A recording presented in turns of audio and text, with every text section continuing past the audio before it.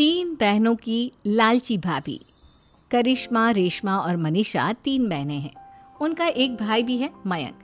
मयंक अपनी बहनों को बहुत प्यार करता है, लेकिन मयंक की पत्नी सविता इस मामले में मयंक से बिल्कुल ही अलग है।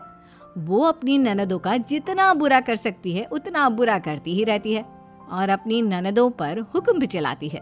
करिश्मा, करिश्मा, तुमने अभी तक नाश्ता नहीं बनाया? तुम्हारे भैया को ऑफिस जाने में देर हो रही है। हाँ भाभी, बस अभी बनाती हूँ। करिश्मा, तुम ये ढीलापन छोड़ दो। कल को पराए घर जाना है। वहाँ अगर तुम इस तरह से काम करोगी तो लोग क्या कहेंगे कि माँ ने और भाभी ने कुछ सिखाया नहीं। और तुम्हारी दोनों बहनें कहाँ हैं? अब रेशमा मार्केट गई है और मनीषा सो रही है। क्या? सुबह के 8 बज रहे हैं और ये महारानी अभी भी सो रही है? ये कहते हुए सविता अपनी सास दुर्गा देवी के पास जाती है।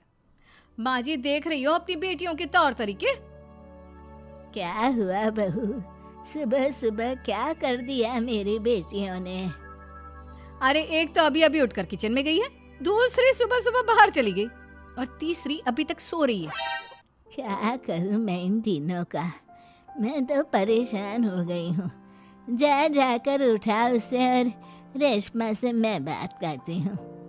सविता सीधा मनीषा के कमरे में जाती है और उससे कहती है, महारानी जल्दी उठो, सूरज सर पर आ गया है। भाभी थोड़ी देर और सोने दो ना, मैं रात को लेट सोई थी। वो क्या है ना, यूनिट टेस्ट चल रहे हैं। शराफत से उठती है या नहीं, या फिर पानी की भरी बाल्टी डालूं तेरे ऊपर? नहीं नहीं भाभी, मुझे बिस्तर में नहीं नहाना, उठती हूँ मैं। मनीषा जल्दी से उठकर बाथरूम में चली जाती है। सभी आराम से बैठकर नाश्ता कर रहे होते कि तभी रेशमा बाजार से हाथ में सामान लिए आ जाती है। रेशमा को देखते ही सविता उस पर बरस पड़ती है। लो, आ गई महारानी।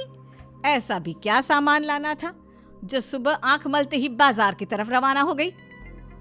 भाभी, कल आप ही तो चीख रही थी कि घर का सारा सामान मुझे ही लाना पड़ता है, घर में किसी को भी किसी काम से कोई लेना देना नहीं है। अब मैं बाजार जाकर सामान ले आई तो आपको इस बात से भी तकलीफ हो रही है? देख रही हो माँ जी, अपनी बेटी की जुबान कैंची से भी तेज चलती है। और मयंक, आप तो कुछ कहेंगे नहीं अपनी लाडली बहन को। रेशमा, अपनी भाभी से ऐसे बात नहीं करते। चलो माफी मांगो। भैया, मैं क्यों माफी मांगू? आप भाभी से बोलिए ना कि हम पर कम हुक्म चलाया करे।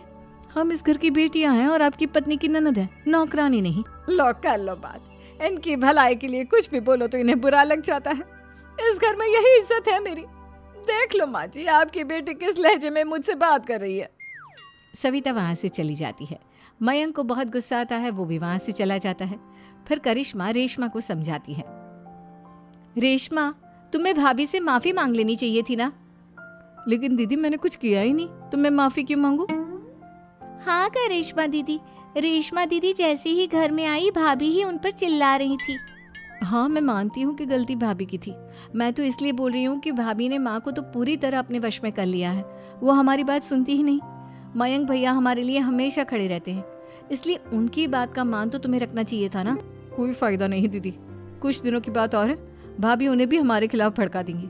फिर वो भी माँ की तरह हमारी किसी बात का विश्वास नहीं करेंगे। इसी तरह सविता अपनी तीनों ननदों को किसी न किसी बात पर परेशान करती रहती थी। एक दिन मयंक अपनी तीनों बहनों के लिए गिफ्ट लाया। क्या रेशमा, ये तुम्हारे लिए हार का सेट। रेशमा, तुम्हारे लिए सुंदर सी ड्रेस। और मनीषा, तुम्हें किताबें पसंद है ना, तुम्हारे लिए किताबें लाया हूँ। थैंक यू भैया। थैंक यू भैया। थैंक यू भैया। करिश्मा, तुम्हारा नेकलेस कितना सुंदर है। ये भैया कहाँ से ले आए होंगे? मैंने भैया को 3 दिन पहले फोन पर ये डिजाइन दिखाया था और आज भैया ये ले आए। सविता तो अपनी ननदों के गिफ्ट्स देखकर जल गई और करिश्मा का नेकलेस तो उसे भी बहुत पसंद आया था। अपनी बहनों के लिए कितना अच्छा नेकलेस लेकर आए हैं, मुझे कभी कोई गिफ्ट नहीं दिया। मैं आज ही ये हार चुरा लूंगी। रात में सविता करिश्मा का हार चुरा लेती है और इसी तरह उसे अपनी ननदों की जो भी चीज़ अच्छी लगती वो उसे मांगती नहीं, बल्कि रात के अंधेरे में चुरा लेती।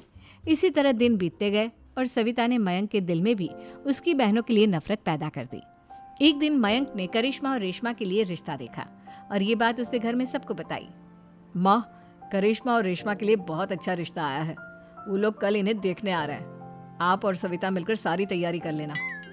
ये सुनकर करिश्मा और रेशमा खुश हो जाती हैं, लेकिन सविता सोचती है, अगर इन दोनों बहनों की शादी हो गई तो घर और बाहर का काम कौन करेगा?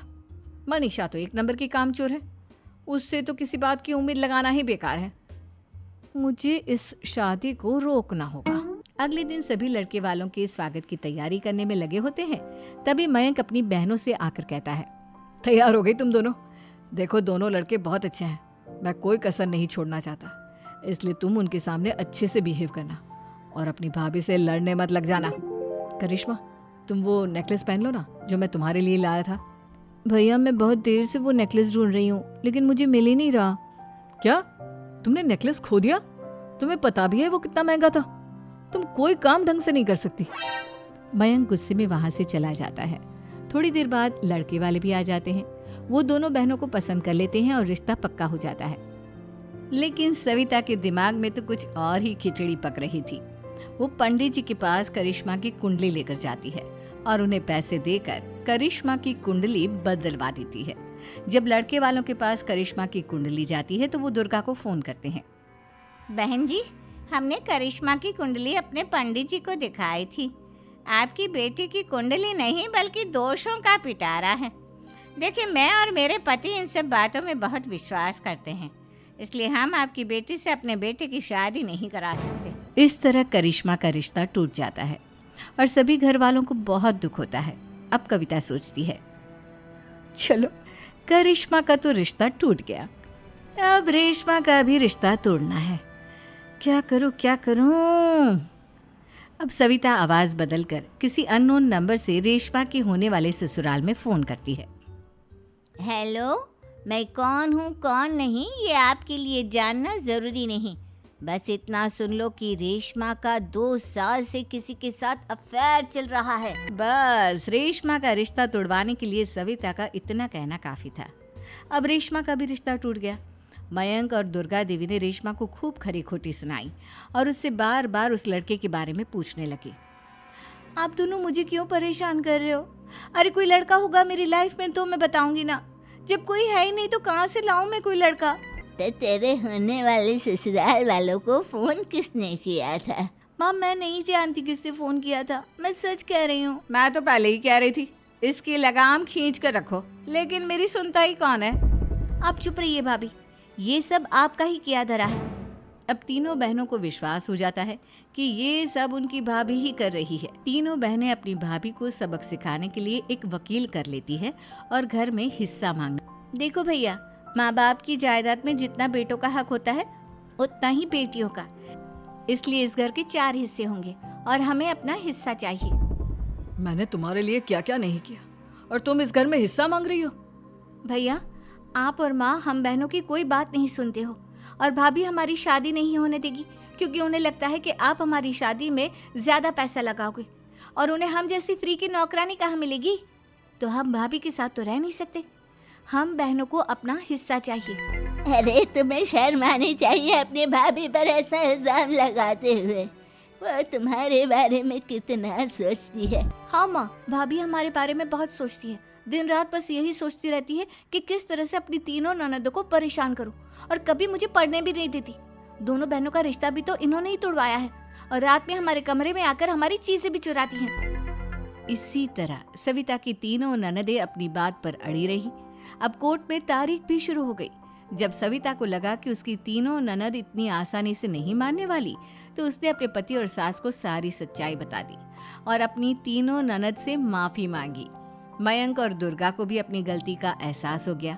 अब सविता खुद करिश्मा और रेशमा के लिए अच्छा रिश्ता ढूंढती है और उनकी शादी करवाती है।